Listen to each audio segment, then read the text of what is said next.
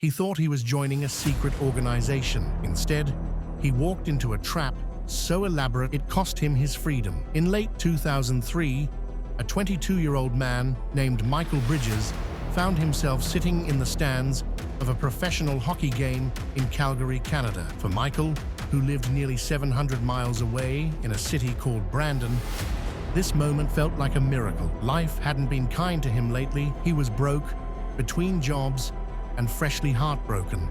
His friends had vanished. His energy was drained, but by some stroke of luck, he had won a sweepstakes on a whim. An all-expenses-paid trip to Calgary for a hockey match. As Michael watched the rink and soaked in the moment, a stocky man with a thick mustache sat beside him. Without hesitation, the man smiled and said, "Man, I'm so excited to be here. I won this ticket in a sweepstakes." Michael laughed. "Me too." That's how the trap was baited. They hit it off immediately. The stranger's name was Brock. They shared beers, stories, and jokes, like old friends. For Michael, lonely, disconnected, it felt amazing. When Brock invited him to keep the night going at a nearby strip club, Michael was all in. That's when things started feeling strange. Brock wasn't just generous, he was throwing around money like it meant nothing. He paid for every drink, left tips like a millionaire. Wads of bills flew from his hands with ease. Michael didn't question it, he just accepted.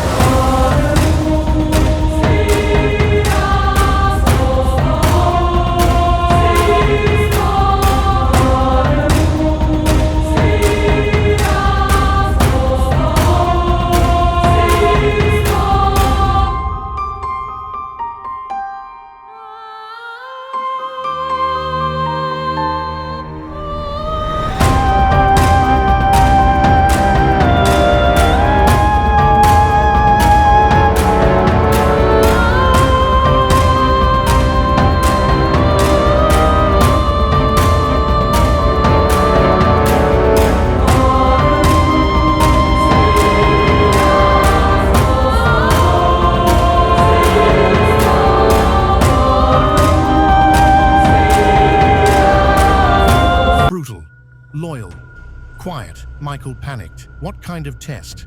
What did Brock want him to do? Then it hit him. He didn't need to prove it. He already had. He told Brock a secret he'd buried deep. 2 years earlier, his girlfriend, Erin Cheney, had tried to leave him. He snapped. He strangled her until she passed out, then drowned her in a bathtub. He dumped the body, told no one. As Michael told the story, Brock's eyes widened. "You're ready," he said. A meeting was arranged at a luxury hotel. Brock met Michael in the lobby. Together, they entered a lavish suite. Michael waited for the boss, nervous, excited. This was his big break or his downfall. Brock suggested one last rehearsal. Michael retold the murder story. Then came a knock at the door. Michael stood. This was it. The door opened. It wasn't the boss. It was the police. Everything had been fake.